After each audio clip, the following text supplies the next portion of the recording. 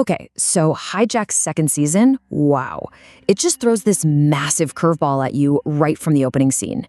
Just when you think you've got the hero, Sam Nelson, all figured out, the showrunners completely flip the script on us, turning everything we thought we knew completely upside down. I mean, right from the jump, the season just flips its entire premise on its head. It's asking us, the viewers, to question everything we know about our protagonist. The man who saved a whole plane is now holding a train full of people hostage, and we're all just left wondering, why? All right, so let's get into it. Let's break down exactly how the show pulls off this shocking reversal. It's a really bold move, and it immediately sets this incredibly tense, unpredictable tone for the whole season. So think back to season 1, right? Sam was the passenger. He was the quick-thinking negotiator, the reluctant hero just trying to survive.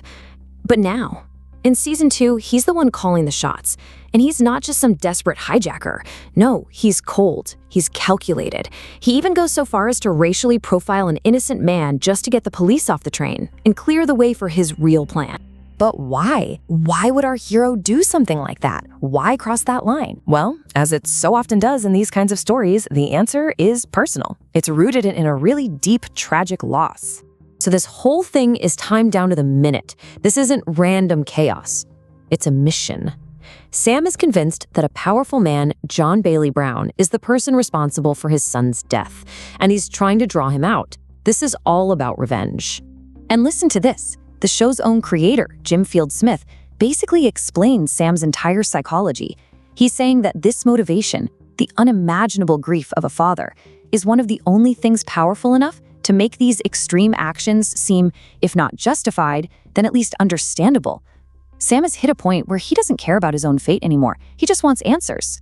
But just when we start to get a handle on his motive, maybe even feel a little sympathy for him, the ground shifts under our feet again. This whole elaborate plan, turns out Sam's control is nothing but an illusion.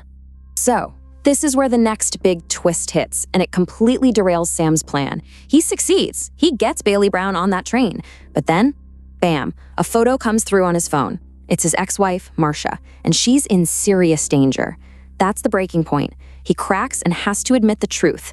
He's not the mastermind here. He's a pawn, and someone is using his grief, his vulnerability against him. So, if Sam is just a pawn, then who's the player moving all the pieces on this deadly chessboard?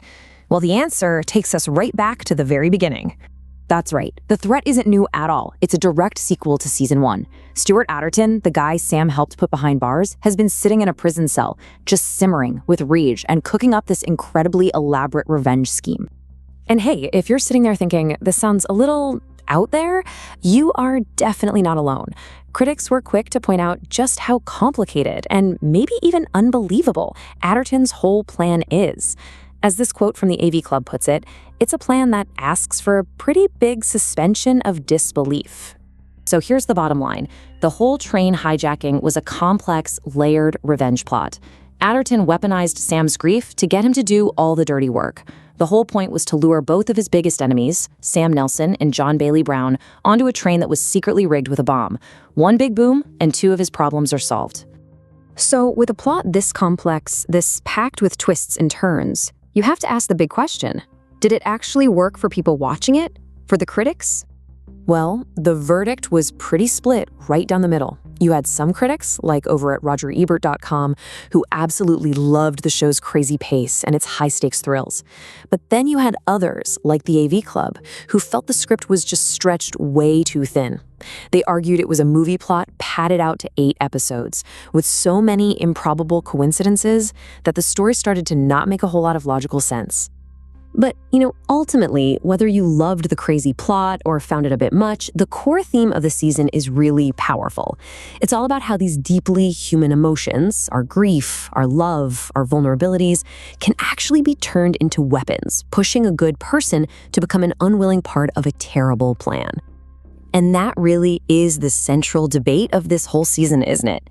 It leaves us all wondering about that very fine line every thriller has to walk, the balance between a relentlessly exciting, edge-of-your-seat journey and a plot that actually feels believable. So what do you think?